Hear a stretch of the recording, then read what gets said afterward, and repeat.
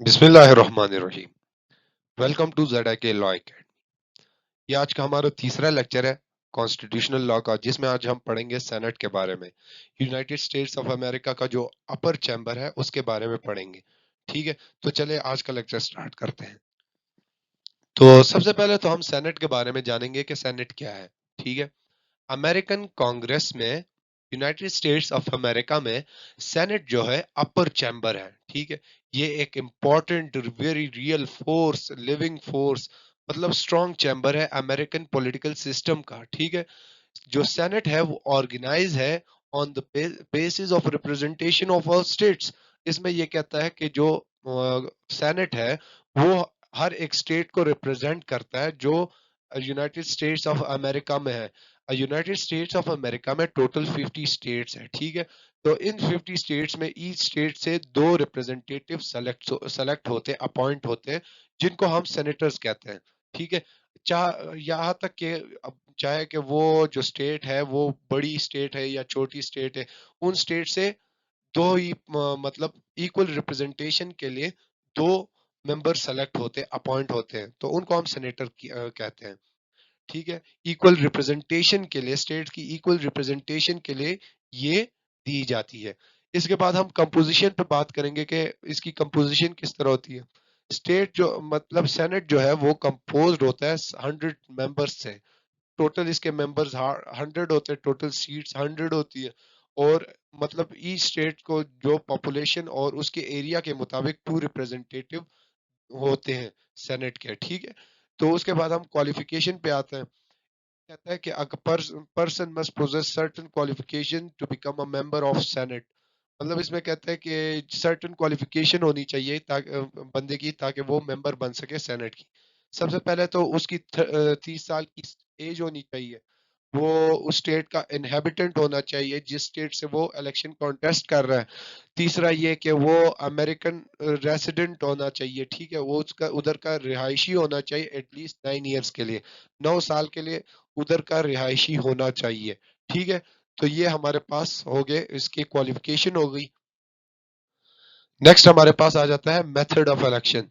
ठीक है, 1913 से पहले, ठीक है, 1913 से पहले जो सेनेटर इलेक्ट होते थे यूनाइटेड स्टेट्स ऑफ अमेरिका में, वो स्टेट लेजिस्लेचर की तरफ से अपॉइंट होते थे। ठीक है, और जब कॉन्स्टिट्यूशनल में अमेंडमेंट हुई, जिसको हम 17th अमेंडमेंट कहते हैं, उसने कंप्लीटली चेंज कर दी है। ठीक है, मतलब ये स्टेट लेजिस्लेचर से ये पहले तो स्टेट लेजिस्लेचर अपॉइंट करती थी, इसके बाद यूनिवर्सल सफरेज पे अपॉइंट होना शुरू हो गया। मतलब लोग डायरेक्टली वोट करके उनको अपॉइंट करते थे। इसका टेन्योर कितना होता है? इसका टेन्योर टोटल 6 इयर्स होता है। ठीक है, 6 साल होता है।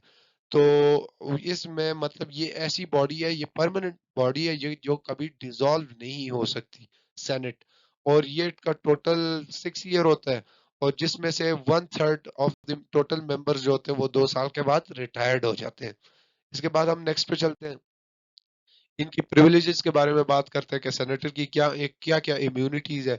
सेनेटर की हम देखें तो उसी तरह इम्यूनिटीज है जिस तरह हाउस ऑफ रिप्रेजेंटेटिव की है तकरीबन, मगर इसमें सम स्पेशल प्रिविलेजेस भी दी गई है सेनेटर्स को।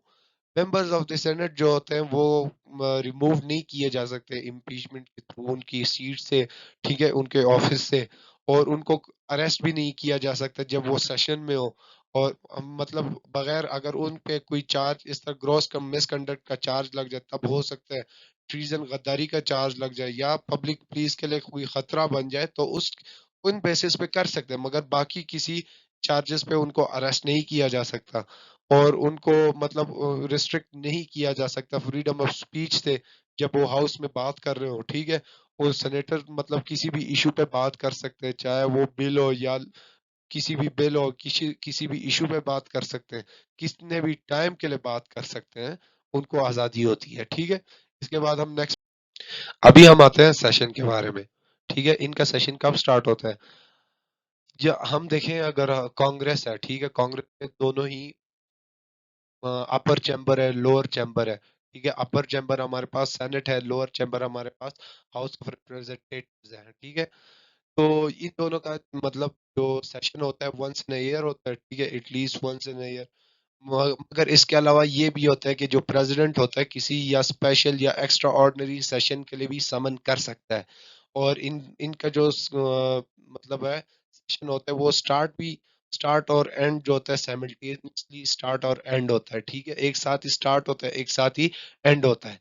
फिर उसके बाद हम आ जाते हैं इंटरनेशनल कॉम्पोजिशन ऑफ सेनेट। इसकी कॉम्पोजिशन क्या है सेनेट की? सेनेट की सबसे मतलब अगर हम देखें प्रेजाइडिंग ऑफिसर वाइस प्रेसिडेंट जो यूनाइटेड स्टेट्स ऑफ अमेरिका का लीगली प्रेजाइडिंग ऑफिसर होता है, ठीक है, सेनेट का। अगर वाइस प्रेसिडेंट एब्सेंट है तो उसके बाद जो प्रेसिडेंट है, ठीक है, और यूनाइटेड स्टेट्स ऑफ अमेरिका का वो as a presiding officer role play करता है, ठीक है। ये तो पता चल गया कि प्रेजाइडिंग ऑफिसर कौन होता है। इसके बाद इसमें डिफरेंट कमिटीज होती है। जो मोस्ट ऑफ द कमिटीज जो होती है वो फॉर्म होती है, इसमें सेनेट के मेंबर्स होते हैं। और इसका जो चेयरमैन होता है वो सीनियर मेंबर होता है सेनेट का, ठीक है। और जो कमिटीज का रोल ये होता है कि वो मतलब जो भी कोई इशू है उसका मतलब अप्रोप्रिएट ओपिनियन या एडवाइस देती है, ठीक है। तो इसके बाद हम नेक्स्ट पे चलते हैं। अभी हम पावर एंड फंक्शंस की बात कर लेते हैं, ठीक है।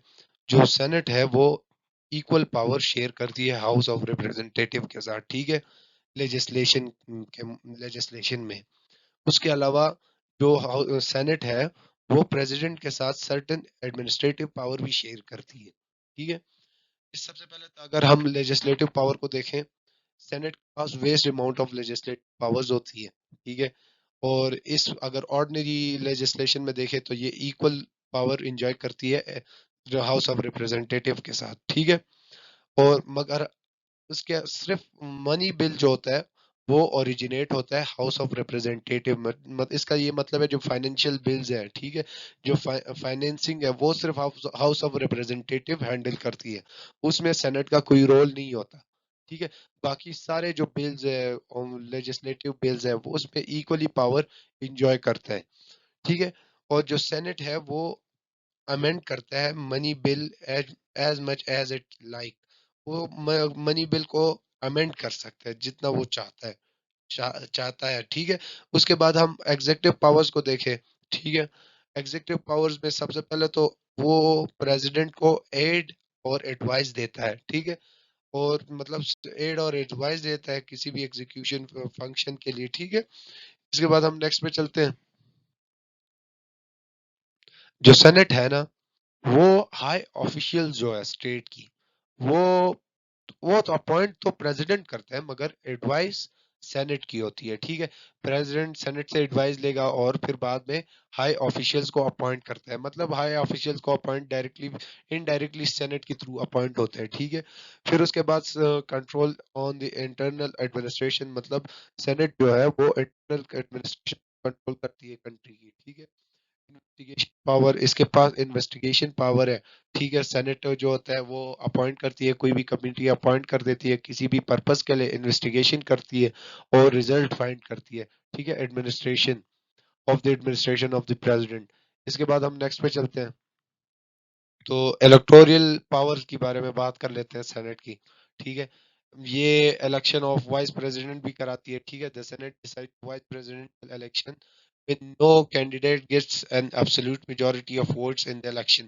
इसमें कहता है कि जो सेनेट है वो वाइस प्रेसिडेंट के इलेक्शंस में मतलब इलेक्शन कराती है। अगर मतलब इलेक्शन अपॉइंट करती है, कोई भी कैंडिडेट एब्सोल्यूट मेजॉरिटी नहीं लेता इलेक्शन में, ठीक है। फिर उसके बाद हम जुडिशियल पावर्स को डिस्कस करते हैं कि क्या क्या जुडिशियल पावर्स है। सबसे पहले तो सेनेट को कोर्ट ऑफ इम्पीचमेंट भी कहा जाता है, ठीक है। इसमें कोर्ट ऑफ इम्पीचमेंट क्यों कहते हैं? सेनेट में प्रेसिडेंट, वाइस प्रेसिडेंट और जो अदर हाई ऑफिशियल्स होते हैं अमेरिका के, ठीक है, उनको उन पे इम्पीचमेंट का मुकदमा चलता है, ठीक है। और इसमें ये अपॉइंट जजेस को अपॉइंट करती है, ठीक है। सुप्रीम कोर्ट के जजेस जो अपॉइंट होते हैं वो अपॉइंट तो प्रेसिडेंट की तरफ से होते हैं, अगर इसमें स्टेट जो सेनेट के कंसेंट चाहिए होती है उसकी उससे एडवाइस लेनी लाजमी होती है। इसके बाद हम नेक्स्ट पे चलते हैं। अभी हम पढ़ेंगे कि जो सेनेट है वो powerful second chamber of the world है, ठीक है। वो ये क्यों है? जिस तरह हम इसकी स्ट्रेंथ के बारे में बात करेंगे, ये किस वजह से इसकी स्ट्रेंथ इतनी ज्यादा है, इसकी पावर इतनी ज्यादा है।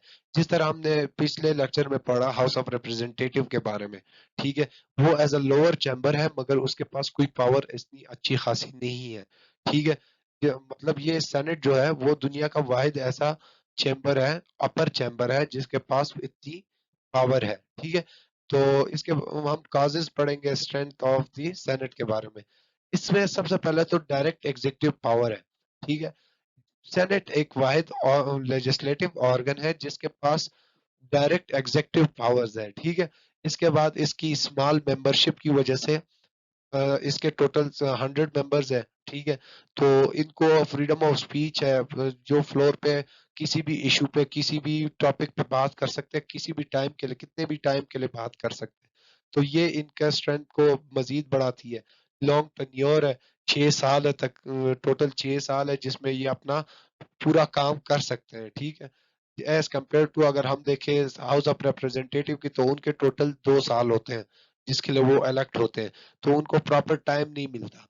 इसके बाद हमारे पास आ जाता है कि सीनियर पॉलिटिशियंस, जो सीनियर पॉलिटिशियंस होते हैं स्टेट के, वो अपॉइंट होते हैं एज अ सेनेटर ऑफ मतलब the of the states of the senate, ठीक है, मेंबर्स ऑफ द सेनेट।